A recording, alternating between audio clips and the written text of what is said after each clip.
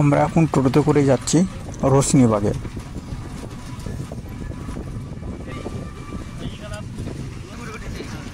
আমরা চলে এসেছি রোশনীবাগে। আপনারা দেখতে পাচ্ছেন প্রাচীর ঘেরা রয়েছে, অনেকটাই বড়। তো আমরা এই রোশনীবাগে সম্বন্ধে একটু জানবো, আমরা ভেতরেও ঢুকবো।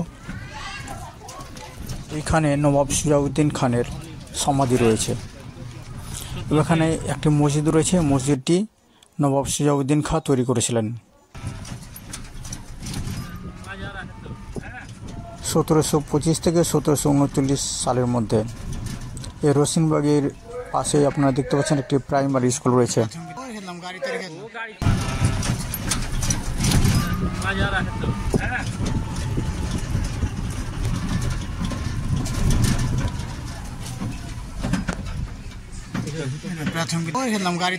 গাড়িতে রেখে দিলাম।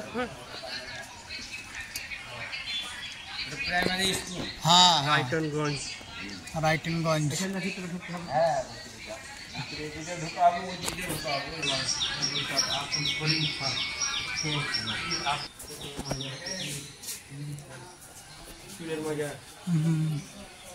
মায়া শরীফের এত কত করে কি হলো? মায়া শরীফ এত মায়ার ফের কি হলো? ও আর কি যেগুলো ছিল হয়তো ওগুলো কি করলে মানতে জেলে ই করে দেখে কবর তো দেখে না।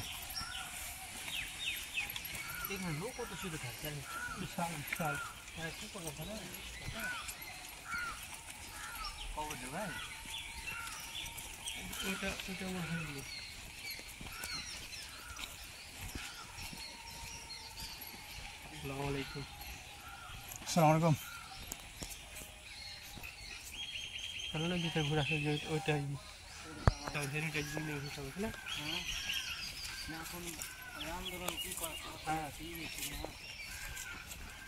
সবগুলো একটা করে নিবা। আমার চলছে না, ক্যামেরা ভালো লাগে, ক্যামেরা ভালো লাগছে, আমরা কিছু করছি না। আর ভিডিও আছে, ভিডিওতে পেয়ে যাবে, ভিডিওতে ছবি হয়ে যাবে অটোমেটিক, ওখান থেকে ছবি করা যায়। বাপরে গরম খুব যে, বাপরে পা পুড়িয়েছে।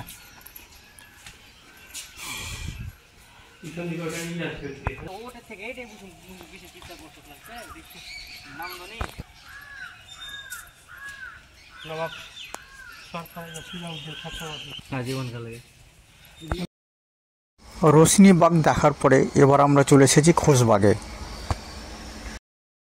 মুর্শিদাবাদ জেলায় অবস্থিত ঐতিহাসিক খোশবাগ। খোশবাগ হলো বাংলা নবাবদের কবরস্থান। নবাব সিরাজউদ্দৌলা আলীবর্দী খান, নবাব সিরাজউদ্দৌলার স্ত্রী লুৎফুন্নেসা বেগম, নবাব সিরাজউদ্দৌলার মা আমিনা বেগম এবং তার মাসি ঘসেরি বেগমের কবর রয়েছে এখানে। খোশবাগ ভাগীরথী নদীর তীরে অবস্থিত, অনেকে হুগলি নদী বলে থাকেন। খোশবাগের অর্থ সুখের বাগান। এই খোশবাগে নবাব আলীবর্দী খান তথা আফসার বংশীয় পরিবারদের কবর রয়েছে এবং জাফরগঞ্জে মির্জাফর এবং তার পরিবারের এবং মির্জাফর পরবর্তী যে সব নবাব হয়েছিলেন তাদের কবর রয়েছে জাফরগঞ্জে। মির্জাফর ছিলেন নাজাফি রাজবংশের অন্তর্ভুক্ত, অর্থাৎ নাজাফি রাজবংশের পরিবারদের কবর রয়েছে জাফরগঞ্জে। এই খোশবাগ মুর্শিদাবাদ জেলার লালবাগ মহকুমায় অবস্থিত। এই খোশবাগ বাগান তৈরি করেছিলেন নবাব আলীবর্দী খান। খোশবাগের আয়তন 7.65 একর এবং 835 মিটার দেওয়াল দিয়ে এই খোশবাগ ঘেরা। এই খোশবাগে 108 রকমের গোলাপ ফুটত বলে এই খোশবাগে 108 রকমের গোলাপ ফুটত বলে জানা যায়।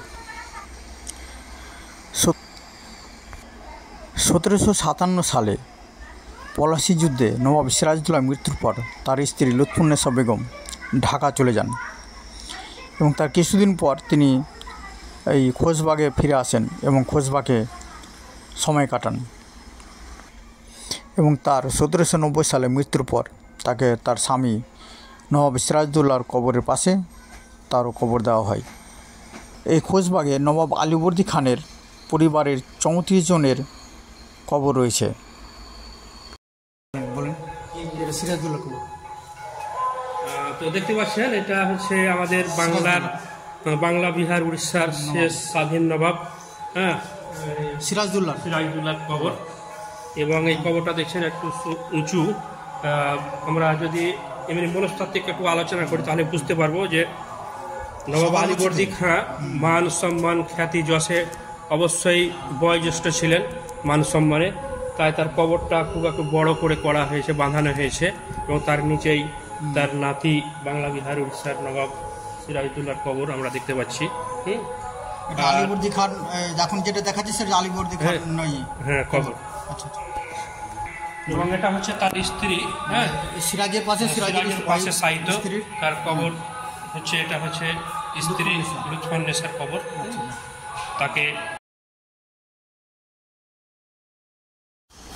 অনেক পরিদর্শক এখানে আসেন, এই কবরস্থান দেখতে আসেন, কিন্তু এখানে এই কবরগুলোর কারো নাম লেখা নেই, তাই বোঝা একটু অসুবিধার মধ্যে পড়বে, অর্থাৎ বোঝা যাবে না। তবে এখানে কিছু লোক আছে যারা গাইডে কাজ করে, তারা দেখিয়ে দেয় যে কার কোনটা কবর। আপনারা দেখতে পাচ্ছেন মসজিদ, এখানে অসাধারণ দেখতে মসজিদটি। এটি খোশবাগে অবস্থিত। এই চতুর্দিকে দেখতে পাচ্ছেন সবুজ ঘাসে ভরা। আমরা এখানে এসেছি আসলে গ্রীষ্মে, প্রচণ্ড গরম, যা এখন আপনার লোক খুব কম দেখতে পাচ্ছেন, ফাঁকা দেখতে পাচ্ছেন। কিন্তু শীতের সময় এখানে ভালো লোক আসেন, অর্থাৎ লোকের সমাগম ভালো হয়। তারা নবাব সিরাজউদ্দৌলা সহ তাদের বংশধরদের কবরস্থান দেখার জন্য অনেক লোক জমেত করেন। দূর দূরান্ত থেকেও অনেকে আসেন, তারা একসঙ্গে হয়তো হাজারদুয়ারি, খোশবাগ এগুলো দেখেন।